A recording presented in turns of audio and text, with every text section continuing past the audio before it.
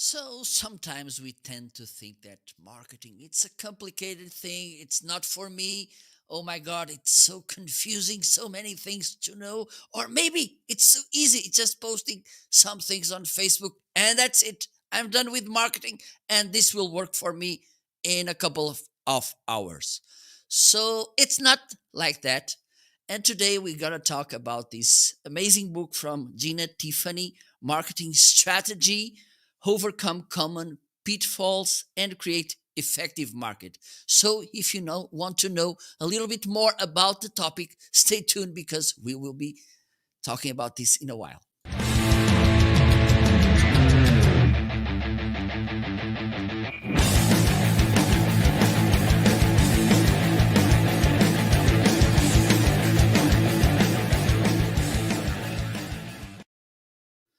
Hello, hello, everybody. Welcome to another episode of the Special Marketing Live Show. Today, we are live on Facebook, YouTube, LinkedIn, Twitter, and also on Amazon. And by the way, if you are watching on Amazon, this book it's highlighted in the carousel. If you're not watching this on Amazon, you feel free to join. Just type marketing.live. But if you stay on other social media platforms, we will have a nice gift for you. Okay. So today we're going to talk about this really nice and practical workbook. I like to call this book a workbook because it's that kind of book that it should be always close to our hand so we can grab it and learn because there's some nice knowledge here and really practical. This book from Jenna Tiffany. She's waiting in the basement, hopefully with a glass of water and a cookie. Or a glass of Hello. wine. Hi. I'm here. How are you, Jenna? I'm good. Thank you. Thanks so much for having me. Well, thank you so much for accepting my invitation. I can share the story because you were guest with my friend Pedro Caramires some months ago, and he told me, "Oh, I have some nice books. Do you want to have one?" And I said, "Of course." And I thought, okay, this is a really nice book. Let me ask Gina if she wants to join me as well, because this is a really nice book to talk about. And also, it's on sale on Amazon. So let me bring, I don't know if you have the same expression there in English, but we have this in Portuguese, vamos juntar o útil ao agradável. I don't know if you already know what that means. Vamos is let's go. So I'm not sure on the rest. It's kind of putting together the pleasant and the useful. Okay. That's a bit of a strange thing. I don't think we have that in English. And by the way, let me share on the comments, because Jenna sent me a really nice discount. So let me share it with you if you want to get the... Yeah, please do buy away. It's 20% discounts for everyone. Okay. Listening. And by the way, while I'm doing this, if you don't mind to introduce yourself. Of course. Yeah, so I'm Jenna Tiffany. I am the author of my book, Marketing Strategy, that we're going to be talking about. And I also run and am the owner of a marketing consultancy. And we're based in both London and Lisbon in Portugal.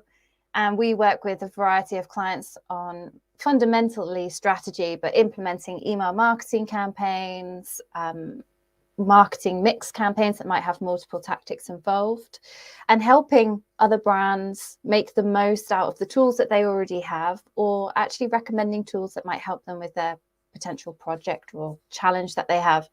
And we work with clients all over the world, and we work with big, large corporations like Hilton, but we also work with much smaller startup organizations as well. So we're a small team of 10. And outside of running my business, I'm also a qualified teacher. So I teach marketing, I teach how to use Excel randomly, I teach data analysis, as I'm a real data geek, and I also teach broad business optimization as well. Okay, perfect. I think I was thinking about asking you about how the idea of writing a book came to your mind, because I'm always curious, because let me do this. Let me share a secret. I want to write someday. Okay. I want to write a book as well. But one of the questions that always intrigue me is, why did you wrote this book? Yeah, so I wrote the book for a couple of reasons. One, I thought, okay, I write lots of blog posts, I write lots of guides. Surely it would be quite easy to start pulling together lots of content and, almost bringing everything that I've written for the last 10 years and bringing it all together. And that sounded fairly straightforward. But I'll come back to that bit in a minute of how creating a book may not be as straightforward as you think. And my second stimulus for creating the book was because I was constantly coming across the misunderstanding and I think the confusion around the difference between strategy and tactics. And I'll be honest, I was getting very frustrated with the lack of understanding and the confusion, because regularly I'd be brought in as a consultant, my agency would be brought in to help brands, and we'd be asked to create a strategic plan, and we would be rushed to get to the end of the strategic plan. Okay, just tell us what we need to do. And that's obviously the tactical part. And less time spent on strategizing and actually really digesting the information and creating consumer research and competitor research. And so much less time spent on that and much more time on building, say, for example, an email campaign and spending days thinking about the subject line, but not actually spending that amount of time on the strategy. So I really wanted to create a book that clearly defined strategy, gave marketers and business owners a framework to be able to see all the stages in a strategy and be able to go backwards and forwards amongst those, and ultimately make it really clear the difference between strategy and tactics. I also teach lots of students that are in apprenticeships, and the number of times I've heard Gary V talks about tactics, Gary V talks about this, and so much about the tactics and not enough about the strategy. Yeah, and I think it's I think one of the main reasons we don't okay, and sometimes the thing is, we listen people talking about strategy, but in fact they are talking about tactics, Yes. not strategy. I think this is the first problem we have. Definitely. And because, okay, my strategy is this and this, and I think this is not strategy, it's tactic. Yeah, lots of that. So I think the first reason, the first problem is this one. The second, I think it's because people want, as we like to say here in Portugal, I want the results for yesterday. Yeah. And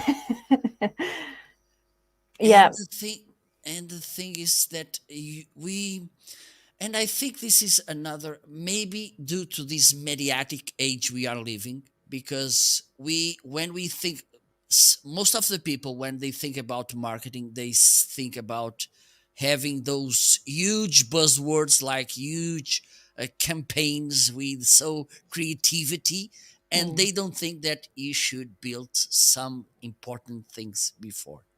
What do your thoughts on this? Yeah, I agree. I think the tactics is almost like the fun piece, right? Is the and that's that's the bit we want to do. And not to say that strategy can't be fun, because it can. And I've really tried to pull that through in my book, that even just spending a day or half a day just planning something before and thinking about your audience and thinking about your positioning, and then spending the time on the design and the creativity would make that design and creativity so much better and more effective than just diving straight into that. It doesn't have to be something that you spend months on. Lots of businesses don't have the resources to be able to do that. They don't have the budgets to be able to do that. And that's completely understandable. But what I also try to show in my book is the damage that happens when organizations just jump into tactics. So there's an example in my book where Burger King, huge organization, created an advert, a TV advert, and they used Google Home. And it was at the time when that had first come out.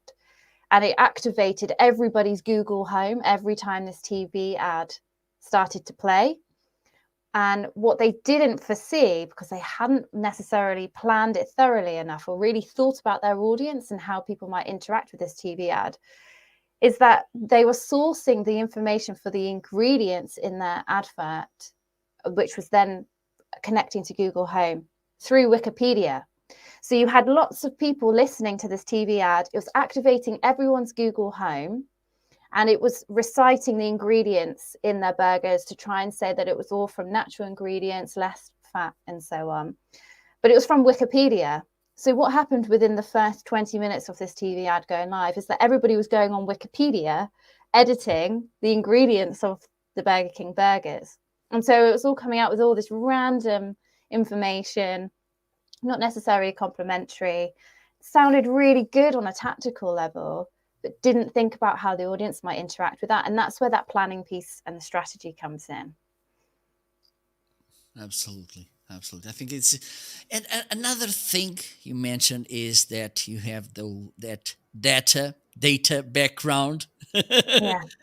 And I think there's a struggle. We mentioned before in off the situation, because we have sometimes or most of the times the struggle between the traditional marketing and the digital marketing, because they are struggling all the time, and I don't agree with that. But the other struggle sometimes we see, it's that people who talks about data all the time, and those who are a little bit more creative, intuitive, I don't know which one. How do you see this? And because I think it's important as well. Yes, looking at the data, but it's also intuition and creativity could be. It's the blending, right? Yeah, I think it's good to have a mixture of both.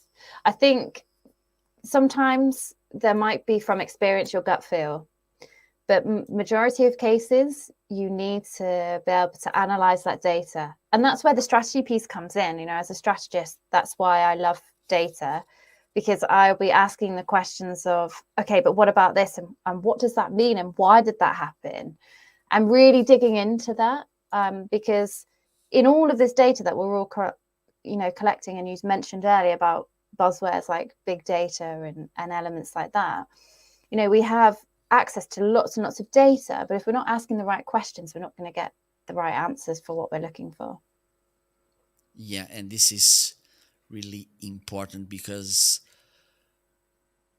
it's like having the right tools in front of you, the last tools, Yeah. and you don't know how to do. And we see this, for instance, with softwares like Photoshop, Premiere, and whatever. People knows from A to Z what each function does, and at the end of the day, they don't know how to edit a photograph or a video, which is funny. So I think it's the same with marketing. It's not just about tools; it's about working, knowing how do they work. And talking about tools, you brought this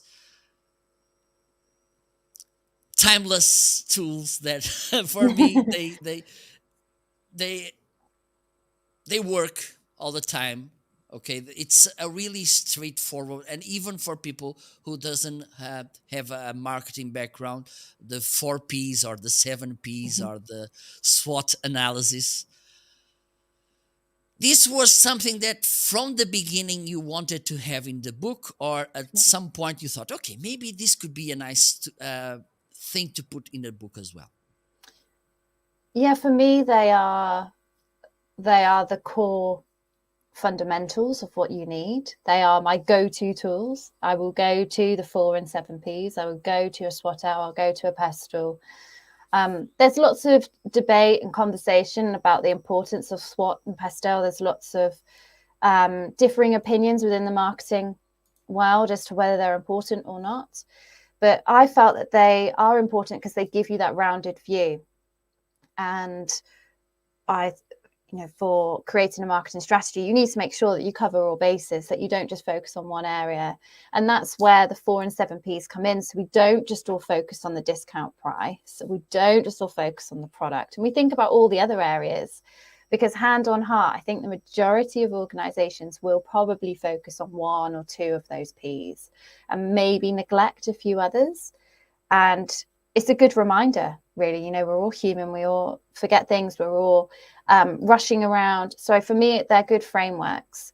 We were chatting earlier, and I made a slight addition to the SWOT as a SWOT-L to add another layer onto that. So you could look at it from almost analyzing your own marketing resources and activity as well. So looking at what you could use that's existing, what you could leverage, and what your limitations are. Because when we're planning, if we have lots of limitations and we've got this amazing plan and it looks brilliant on paper, but actually we've got all these limitations where we just can't implement it, then it's not practical for the business. And so I thought it was important to bring those 3 key areas to a very traditional model. Absolutely. And I think it's crucial, but there's something about the marketing mix that I want to ask you. Okay. Because there's a saying that completely kills me. And it is, if the product is really good, it doesn't need marketing. And believe me, this is like a bullet right to my heart. Yeah. Can you explain why this hurts me so badly? I hope I can explain why it hurts you so bad. I thought you were going to say, can I explain why this saying exists? No, I can't explain that. Yeah, I've had this a few times.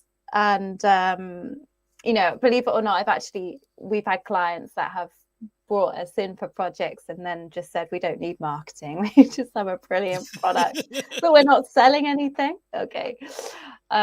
We've come across that a few times. Yeah. You could have the best product in the world, absolutely amazing, just mind-blowing. But if nobody knows it's there and no one knows it exists, then no one's going to hear about it, are they? And that's what marketing's for. Well, but the thing is, the product, it's about marketing as well. Well, fundamentally, yes. There's a great model, and it's an interesting point that you make, because in organizations, the product department is typically separate from marketing. And the most successful organizations I've worked with, the product team is either embedded in the marketing department or work very closely. They're not separate. So the marketing team is sharing the knowledge that they have about the consumer, about all of this analysis they have about behavior and what works, what doesn't, with the product team. And it creates a really powerful organization when you team those 2 areas together, because immediately you can see what might not be working for a customer or what their needs and wants are, and be able to build that into your product or your service. Incredibly powerful. But traditionally they are separate. And so that might be an area that, for those listening, that maybe you have some separate marketing and product areas there to try and bring together and share that knowledge with each other. But there's a great model in the book called Product Augmented, and it was created originally by Kotler, and it has 3 layers to a product.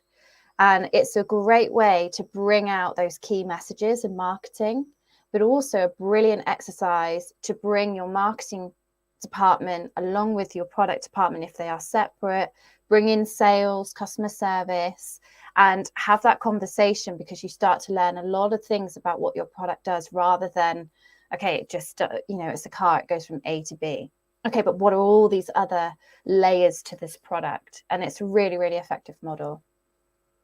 Yeah, and I love it as well. I remember when I was on college, I I've heard about this model when I was on financial marketing, I think, because we were talking about banking and insurance, Mhm. and they give nice examples about these different layers of product.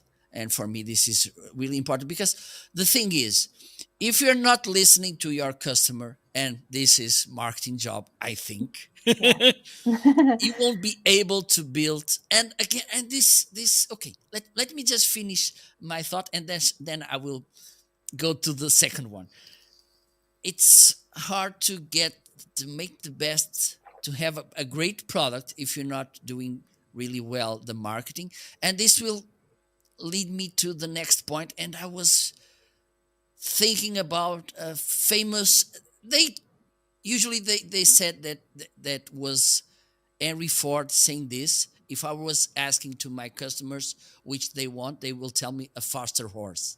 Mhm. And this brings us to this marketing research, and I think market research, I think this was one of the things that maybe the digital marketing is brought a different and better approach, because we were we had that old model of focus group and Mm. Yeah. questions, and because sometimes we tend to not say the whole truth, or Yeah, of course. Yeah. and or at least not seeing the whole thing. And with digital marketing, we have more tools to understand, okay, they are not saying this, but they are doing this. So Mm. maybe the what do you think about these?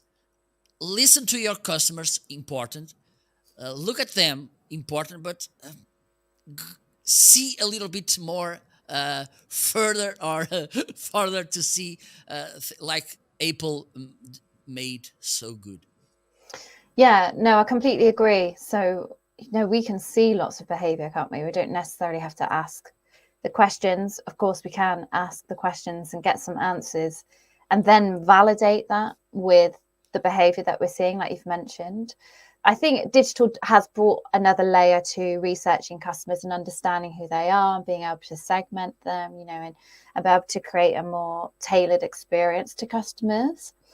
But within that, there is also the concerns around privacy, and it brings up a whole another conversation around that, and how some consumers are very willing to have their behavior analyzed, and other consumers would prefer not. So there's also that element to it as well now, which makes it a little bit more complex. But we like a challenge in marketing, I think, otherwise we would get bored. Keeps things fresh. So for me, that's the piece. You want to be able to validate it by analyzing behavior, but of course you need to sense check with your consumers and get that permission as well. Absolutely, absolutely. Because sometimes, and the customer, it's kind of a hard character to understand. For instance, I worked on sales for 6 months or so, and sometimes it's hard to understand what actually the customer wants. And also, and this is something that it's one of the most challenging things on marketing, is how we can kind of differentiate our offer, but at the same time make it like big enough to make it profitable. Yeah. Yeah. I mean, marketing isn't easy. It's Not at not, all. I know it's not you just start today and you create a Twitter ad and you run with it and you go and that's it. We've done it. We've done marketing. Marketing is an art. It's a skill. It's a lot of experience, a lot of test and learn. What will happen and work with one company and one customer set might not work with another. And that's what keeps, that's the challenge. And that is why, going back to our point at the beginning, the strategy piece is so important, because if everybody use the same tactics, exactly the same creative, exactly the same copy, and so on, they would get different results because they've got different audiences and their customers have different expectations from those companies as well. So we have to, build that in. And going back to what your limitations are, your customers might say that they want X, but actually you just can't deliver that. And so that's important as well, to set those expectations and boundaries, because the worst thing you'd want to do is ask customers, would you really like this? And they're like, yes, we'd love it. Oh, but we can't do that. Because then they're going to be pretty unhappy. It's not for you. Yeah, maybe not today. Well, so you came with another thing that it's typical, and I don't know if you have any experience with Portuguese customers, but A few. there's this saying here in Portugal, it's for yesterday. Yeah. And I'm not talking about the Beatles song.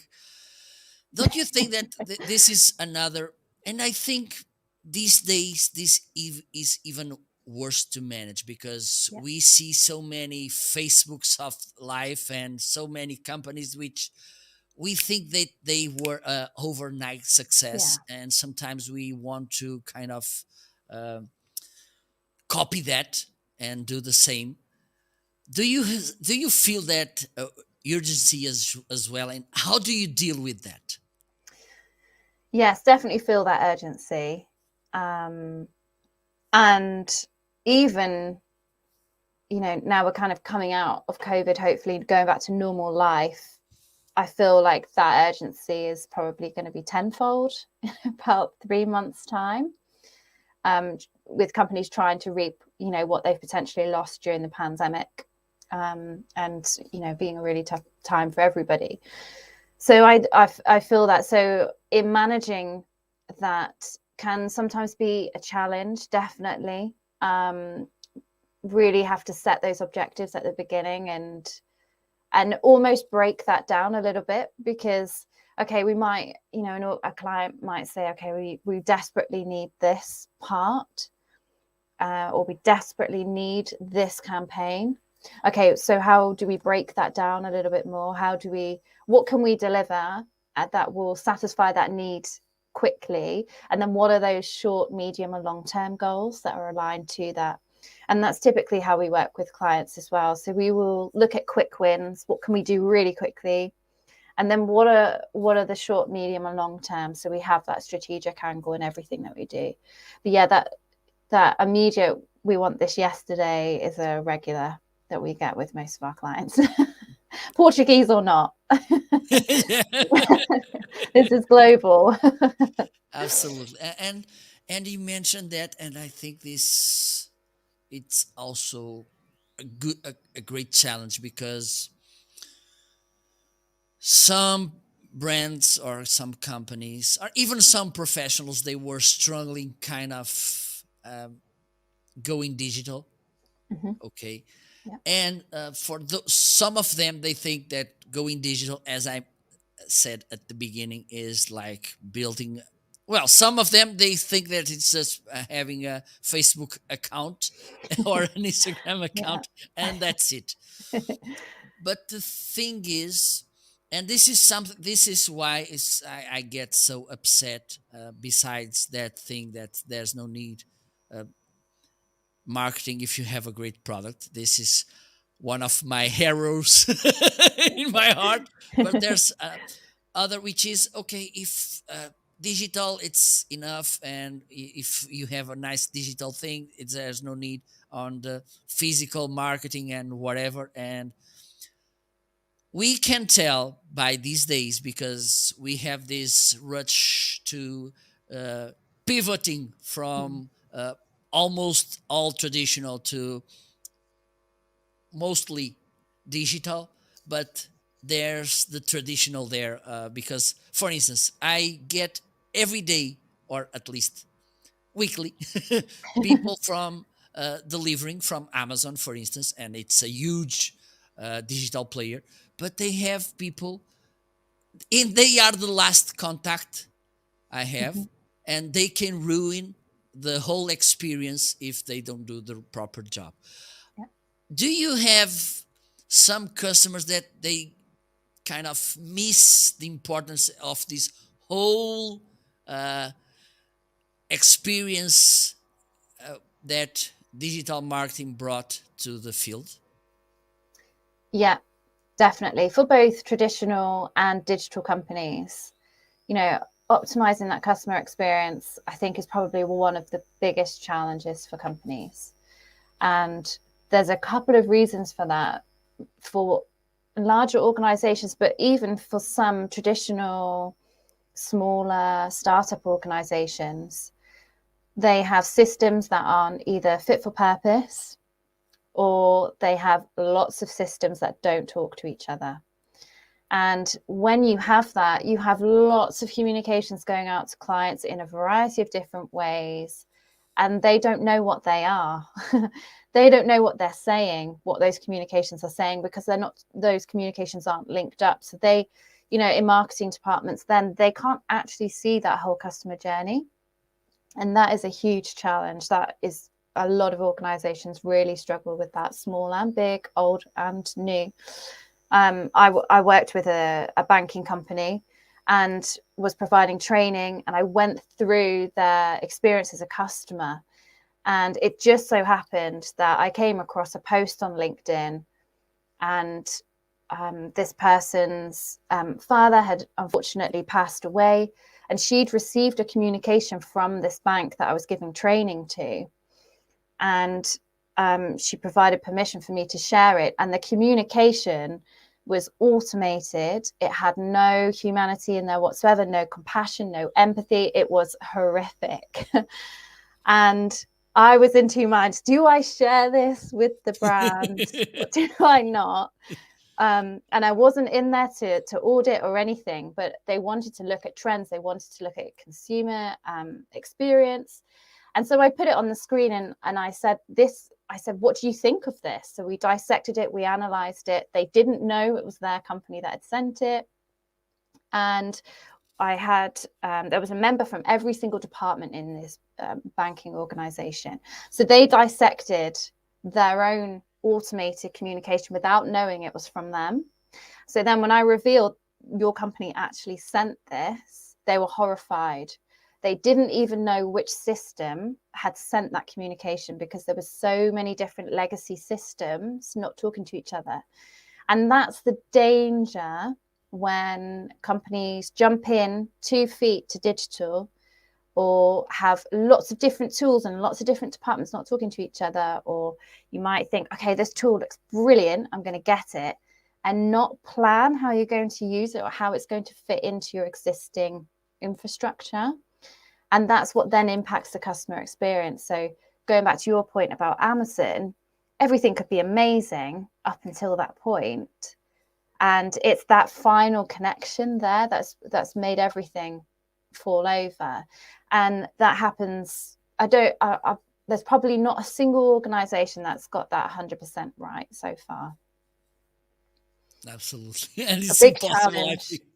Yes. I'm not sure it's impossible, but it's a huge challenge. And it's the other thing with it is that automation, typically a brilliant tool, and a massive benefit to us as marketeers and to the customer as well. But what tends to happen is that we set and forget. We set the automation, we don't review it, and it just keeps sending and sending and sending. And we saw a lot of this during the pandemic, where communications that had been automated pre-COVID were still getting sent during COVID because they hadn't been amended, were then completely irrelevant to the new context that we were all facing. And then it comes across very insensitive. And that's an organizational challenge as well as a marketing one. Yeah, and I'm on the same boat because I think this automation thing it's nice, but it's if you don't again, it's a matter of sensitiveness Yeah. because if you don't use it properly, you may fall in that not so understandable approach because those automated answers and we are humans, Yeah. Sometimes. No, and totally. I mean, just looking at live chats and the automation of the robot. I mean, do you ever get an answer that you needed from an automated robot? Because I don't think I ever have. Have you? Uh, For instance, the other day, I'm not mentioning the brand. I was just willing to know. I had a shipment coming, and a not so understandable thing happened, and I wanted to understand what was happening. So Mhm. I went to the live chat, and it should be the robotic chat, the right way to call it. Yeah. And I just wanted to know, where is my package? And they have those preset answers Mhm. or situations, and mine wasn't there.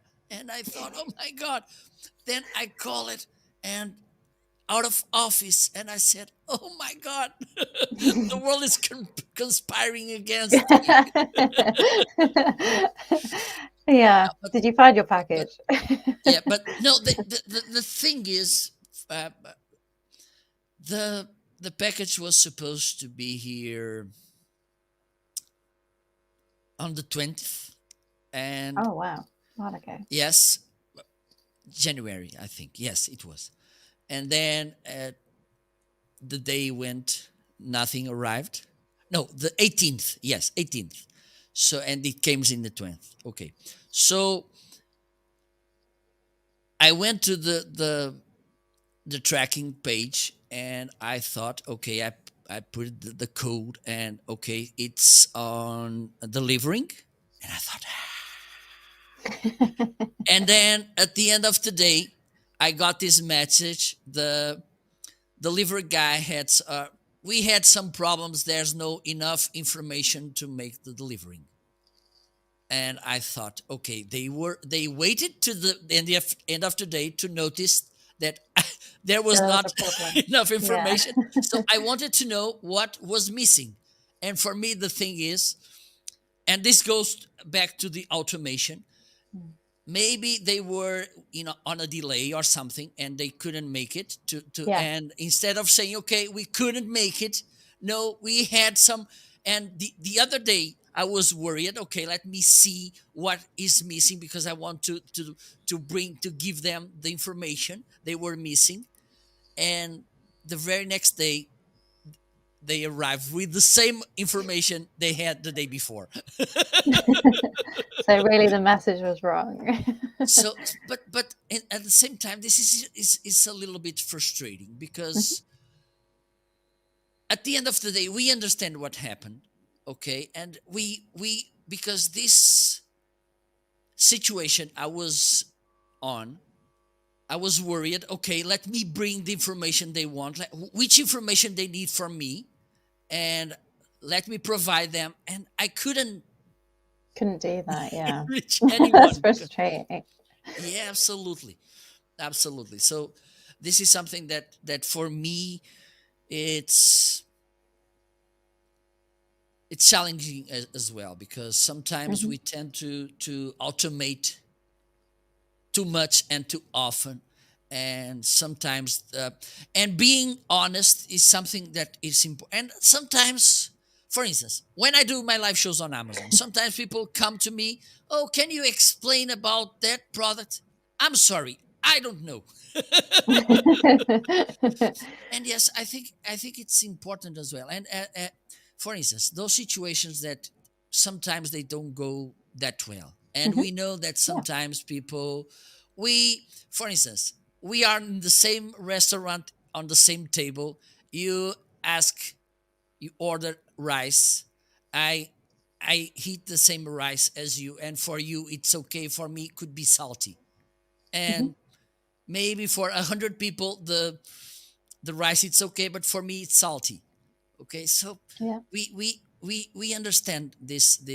That's why I thought that maybe, I said, maybe it's a little bit impossible to please everybody.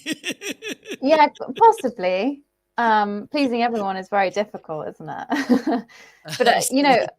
going back to your example, it's so important that we put ourselves in the customer's shoes, because there you've experienced that from a customer viewpoint. And so being able to experience the product that you might be selling or working on, or the service as a customer, you will then start to see all those communications and be able to almost take a step back and really experience it from their viewpoint, which would be slightly different from when you're working within the company on a day-to-day basis. Absolutely. And this brings me back to a old job I had. And they had the whole warehouse with a robot which was bringing everything, and the owners, they were really proud about the robot, blah blah blah. But the thing is, as a customer, when I went there to buy something, I had to wait 20 to 30 minutes to my item get to me. Mm-hmm. So again, back to the it might be great for them, a new shiny toy, but is it really enhancing the experience? Yeah. Mm-hmm. You mentioned, I was about to ask you that, but you mentioned right now. Thank you so much. The shiny new objects in the sky. And we see your thoughts on this, because we see, okay, now you have to be a TikTok, and now you have to whatever. What do you think about this? Because this is something it's a little bit annoying. For instance, let me share this. About, I don't know, maybe 7-8 years ago, there was a Portuguese marketing speaker, that usually he started his speeches asking, which are the 5 social media platforms that you should be? Like, there's no other way. You have to be there. Yeah. And by those times, I think, oh my God, this guy is a guru. He knows a lot. And today, I think, how the maybe hell? not so much. But what and having in mind strategy, and again, we come to this not so understandable thing, because we tend to hear so many people talking about strategy, but at the end of the day, we hear so many people like shifting, moving, pivoting all the time. And where's the strategy? So what do you think about these shiny objects? Yeah, I'm like you. It really annoys me. It really frustrates me massively. And I actually talk about it in my book, about going after the shiny. And I've spoken about it for years and years and years, about the shiny is what I call it, where we see this amazing object and we think everyone else is going towards that. I need it. I want it because it's the shiny thing in the corner. And, going back to your point there, what might work for another organization isn't necessarily going to work for yours. Your customers might not be there. That's the most important thing. We should be thinking about our customers and putting them at the center. And a brilliant example of this is Clubhouse. I'm not sure if you had much experience with Clubhouse, but I found it I found it a really interesting psychological experiment. So me and a few others were really kind of just watching from the sidelines, like, look at everybody run after Clubhouse. Everyone now needs to be on Clubhouse because everyone's on Clubhouse. Its adoption rate went sky high really quickly. And brands were saying, we're on Clubhouse, come and join us on Clubhouse. Lots and lots of different things. Some kind of membership groups that I'm members of tried to switch everything that they'd done traditionally all to Clubhouse immediately. And lots of people couldn't even log in if they didn't have an iPhone. What happened? Who's using Clubhouse now? Many people? I'm not sure that anyone is still using Clubhouse. I'm not there. I know, exactly. That's what I mean. So everybody ran after the shiny Clubhouse. And within about 3 months, it was dead.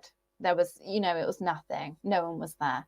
And that was a brilliant example of running after the shiny without thinking about your strategy plan, thinking about your audience, and actually, testing the water a little bit before just jumping straight into something that now no one really uses and wasn't really widely adopted.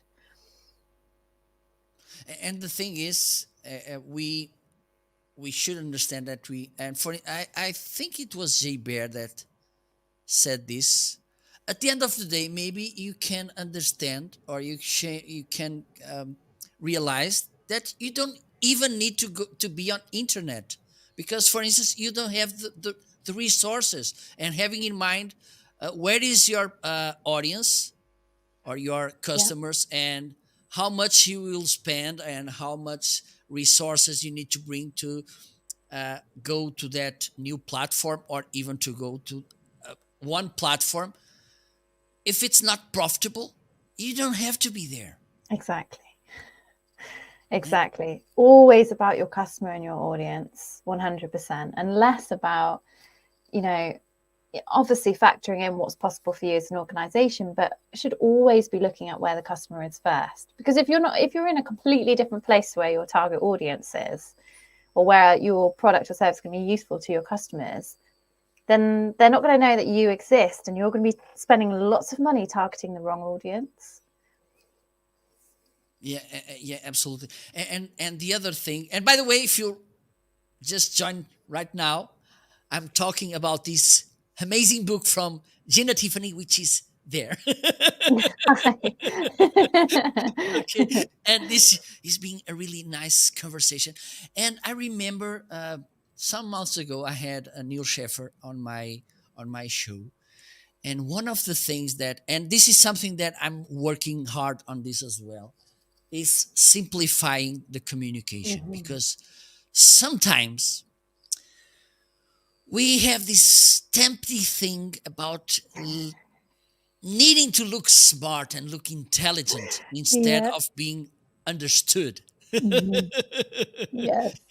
And one of the things he mentioned to me was, look, Marco, one of the things I made was I changed the name of my show or something, because he had a, and I think he keeps the whole podcast, but he brought a new one, which is, I think it's your marketing digital coach or something. Okay. And so there it is. Explain it This is what like it is. Yeah. absolutely. And this is something that it's a challenge as well, right? Because sometimes our egos, our need, our will, and also the pressure, because I think if we don't know to disconnect and to look with the right lenses to social media Mhm. platforms, we may be tempted and pressured and whatever, to try to look successful, smart, uh, rich. Why not? Yeah. And so but at the end of the day, what we should be, it's helpful and understandable by our target, right? Yeah.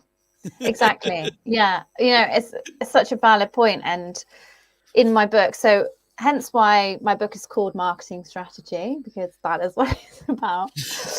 And I could have gone with many other titles, but no, I wanted to go, really, this is what it is. And I actually have in the book about 10 common pitfalls, because I wanted to not only provide the framework of how to create a strategy and the stimulus and the ideas and the case studies, but also to talk about those things that I've come up against and my company's come up against, and to try and help other marketers avoid it or sympathize with who might have also had the same experience.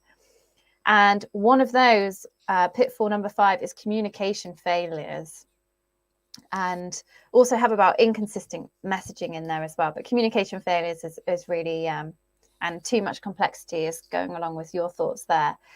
And I find it really funny, just because I have worked with lots of companies, and the majority of the time they overcomplicate everything, and either through language or through systems or through their own resourcing planning structure, whatever it is. And this one particular startup we've worked with, overcomplicated things on another scale, to a scale that I don't think I'd ever seen before. And we were brought in to help as their marketing team. And I was there to effectively become their marketing director and help build that into the company. And they had brand guidelines, which you think, okay, brilliant. They've got guidelines on how to use their brand. They didn't just have one copy and one document of brand guidelines. They had 20 variations of brand guidelines. So not only did they have brand guidelines that they had 20 versions of, it was a 20 to 30 page document each time. And for their color selection, for their branding, so these are the colors you can use for our brand, it had every single color of the rainbow in the document. So they effectively didn't choose one. So when they came to me and said, oh, we just got inconsistent display of our brand everywhere, it looks different everywhere we see it, I'm saying to them, yes, because you've got 20 different brand guidelines that are too long, too complicated, and you haven't chosen really any colors. You said use everyone. So that simplicity, really cost that organization, because people didn't know who they were. They had mixed messaging. It really caused a lot of damage. From a simple thing of brand guidelines, it created not only external to their customer base, not really understanding who they were and what they did, but also internally, the rest of the business didn't know how to represent the brand. They didn't know how to display the brand. They didn't know how to talk about the brand, all because of that over complex and not talking about things simply. Yeah, and I think complexity, it's one of the main challenges, or overcoming complexity. And let me mention about, and one day if you come to the north of Portugal, regularly. One day maybe you can come and have dinner or lunch in a nice restaurant close to where I live. Okay, Amazing, maybe yeah. I can ask Pedro to join us as well. That would be We will fun. make a marketing meeting. We will. But the thing is, this is the most uncomplex restaurant. And again, because sometimes we have also this kind of these laws of marketing that you should follow, otherwise the skies will fall over your head. Like, for instance, diversity and accessibility, and this. Let me share about this restaurant, because this is something that I like to mention on my trainings. This is a restaurant that only has two main dishes: codfish, of course. Obviously, bacalhau. Yeah, bacalhau, and also I think it's cow ribbon. Oh, ribs, pork ribs. Yes, Mm-hmm. cow, those big ones. Oh, okay, yeah. On desserts, I think on desserts they came with a wider range, because they all also, I think they had all just two or three as well. So talking about diversity, you can tell how diverse they are. Also, in Portugal, the better day for restaurants, those who usually they tend to work better, it's on Sunday. They are closed. Brilliant. Also, you only can lunch or have dinner there if you make a reservation. Okay, so as you can see, they are creating some difficulties. And it works. Also, they are a little bit expensive, but and I like to say this. Let me, by the way, this could be the next question, because I have my thought on this. If you have, let's have in mind the simple 4 P's: product, place, price, and promotion. Mm-hmm. No, you had it. I like to say this: if you have one which is completely outstanding, amazing, maybe the other you can kind of being not that good. And the Mm, product in this case, it's really awesome. exceptional. Yes, absolutely. So, your thought on this? Do you think that if we have one P that it's completely amazing, we can somehow neglect the others? I don't think so. And that is where, and this kind of goes back to what we were talking about earlier, where, we're talking about the traditional models and the importance of the 4 and 7 Ps. And the reason why they were created was so that we didn't just focus on product, that we did think about the price. You're talking there about that restaurant. It's a little bit more expensive. Their client base is, to them, it might not be seen as expensive, or they're wanting to bring in certain clientele by having it at that price range. So they've thought about the price there, and they've naturally, obviously, spent a lot of time on the product. But in terms of their placement, the positioning of the restaurant, I'm not sure because I haven't been there before, but I'm presuming it's a fairly good location. Not really. No? No, Where is I it? forgot that. Do you know there's a saying here in Portugal where Judah lost his boots, which No, I've is never heard that a before. place in the middle of nowhere. Okay. We like to say where Judah lost the boots. So lost in the middle of nowhere. It's here. The restaurant is even away. Wow. Well, How do you know it gets busy? it's a really small village. Okay. It's not even close to the town. Okay, Okay. it's I don't know, maybe 10 minutes away from my home. I live in the countryside. Okay, and there it's even more countryside. And we see there people from Oporto, from Braga, Okay. wherever, that they come exclusive and with all this limitation I mentioned before, Mm. so you can understand how this case it's a nice case study Yeah, of when you course. talk about marketing. It must be, the food must be amazing. It Really is. must be. So I'm guessing through their promotion, that do they actually do any marketing? Was it all word of mouth? Is it all It's experience from other marketing. people? Again, Mm. having a nice product for me, it's marketing. It's the basic. No, I totally agree. You've got to have a good product, but they Yes, seem to absolutely. be slightly I exceptional don't there. think for instance they invest that much on the promotion P, for Mm. instance. Hmm. Okay. Also the placement or the place, it's not the most amazing. For instance, there's no even a highway close to that place. I Wow. think, let me see. So From you really here, have to hunt this place the out. highway from here to there, it's around 20 minutes. And on the other side, there's the highway from Oporto, Braga, and who goes to Valencia to the border, till the border with Spain. Hmm. It should be around 15 to 20 minutes as well. So there's this countryside road. Wow. I really want to check this place out. I want to taste Yeah, the food. believe me, you will like it. Okay. Believe me, trust me. From experience. It's impossible to talk with a Portuguese without talking about food. I know, but the food is so good here. That's why.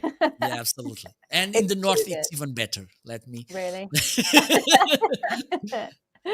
If you were in Oporto, you know how, and it's again, it's a nice case study how we work in the food uh, market, because, well, you're saying right now, and for instance, when I talk with Spanish people, they tend to tell to me. I think if you came to the north, you witnessed this, that you ask, okay, I want a steak, and you have a huge steak. Yeah. So this is something typical here as well. Okay, and it's something that it's about marketing as well, but maybe we can talk about this in another show. Maybe.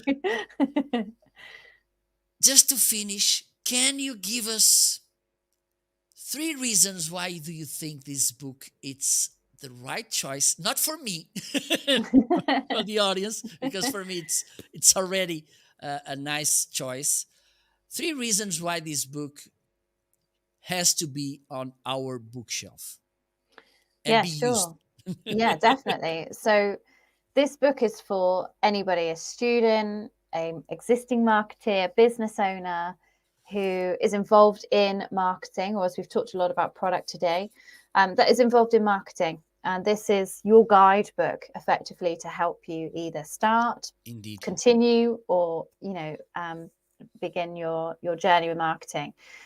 It also has all the tools and frameworks. So I've actually applied all of the tools and frameworks. They're not just included as this is the tool. I've applied them in how I've launched and promoted my own book.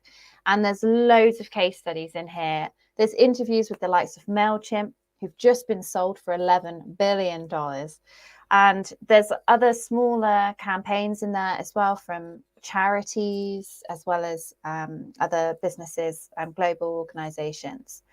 And finally, it's a book to keep with you. It's not a book that's going to date. It's a book that will stay with you. It's a great investment. It's a book that you can dip into as and when you need it, which is why I've written it in the way I have. And you will have that full strategy framework to be able to work from. So you won't feel that you're maybe missing something out or you're not quite sure. You've got a huge resource here to be able to use and dip in and out of. Good. Well, I have to make another question, extra question, please. because another thing, and you just mentioned, and I realized this when I look at the book. This is an evergreen book, and this for me it's really important.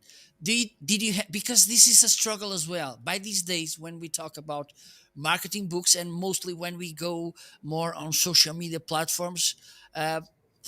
You start writing today and tomorrow it's kind of outdated. Yeah, So definitely. this was a kind of a requirement for you that the book was evergreen. Yeah, so for me, marketing strategy doesn't ever go out of date. The core principles of creating a strategy are always the same. And so I wanted the book to be one that if you looked at it in 10 years' time, it would still be relevant. I might have another edition where I updated case studies and examples, for example, but the core fundamentals and structure wouldn't change to the book. And I'm not sure I could write another one. So I wanted to write one that I was, I spent 2 years writing this book. And so I wanted it to be something that I could look back on and think, yes, that's still relevant today. And this is still going to be useful to everybody. Perfect. Thank you so much. Where can people find you? Yeah, so you can find me on LinkedIn, Jenna Tiffany on there, on Twitter at Jenna Tiffany. You can also, those are probably the two main places, but also my company website, letstalkstrategy.co.uk. And I'm also available on there as well. Perfect. Thank you so much, Jenna. It was a pleasure to have you here. No, thanks so much for having me. So great to talk to you. It was a pleasure. And by the way, for those of you who are looking, you have the link in the comments. Or if you're watching on Amazon, you can just hit that product highlighted in the carousel, the book from Jenna, Marketing Strategy. And believe me, you will love it because it has so many good information. Okay?